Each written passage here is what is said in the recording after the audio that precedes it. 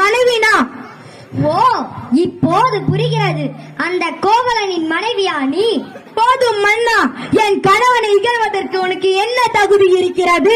ஊழ்வினை பயனால் உன் ஊருக்கு வந்த என் காசிலம்பை விற்க வந்த என் கணவனை அநியாயமாக கொன்று விட்டாயே, நீ செய்தது தகுமா, தர்மமா?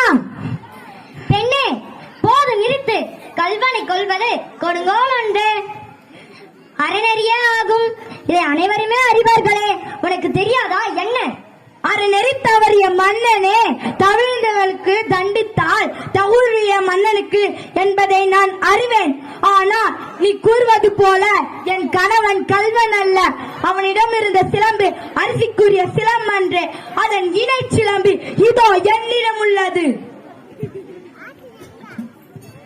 பெண்ணே, நீ சொல்வது உண்மைதானா?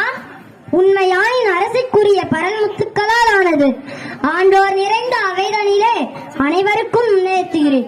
யாரெங்கே கோவலனிலிருந்து கைப்பற்றிய சிலம்பை இங்கு கொண்டு வாருங்கள்.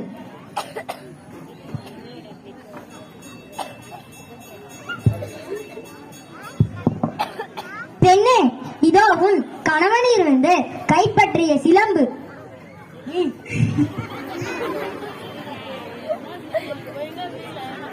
நீதி தவறாதவன் என்று உன்னை குறிக்கொள்ளும் மன்னன், ஒரு தவறும் செய்யாத என் கணவனை கொன்றது உன் அறநெறிக்கும் இழக்கும் என்று இதோ மெய்ப்பிக்கிறேன். இங்கே பார், என் காசிலம்பின் பரமாணிக்க கற்களால் ஆனது.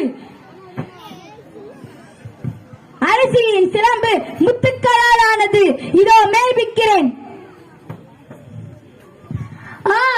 தவறிழந்து விட்டேனே. பிறர் சொல் கேட்டு பெரும்பிழை செய்தேனே. யானோ அரசன், யானே கல்வன். இதுவரை என் குலத்தில் எவரும் செய்யாத பழிச்சொல்லுக்கு ஆளாகிவிட்டேனே. இனிமேலும் வெண்கொற்ற குடை எதற்கு?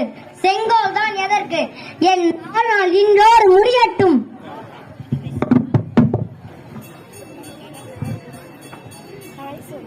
மன்னா, மன்னா, எழுந்திருங்கள். மன்னா, மன்னா, எழுந்திருங்கள்.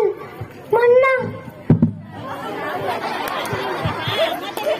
பாண்டிய மன்னர் தம் தவறான வழியை தீர்ப்பால் உண்டான பழிச்சொல்லுக்கு ஆளாகி இறந்து படுகிறார். மதுரை மாநகரம் எரியட்டும், ஒழியட்டும், தீப்பற்றி எரியட்டும். ஆஹா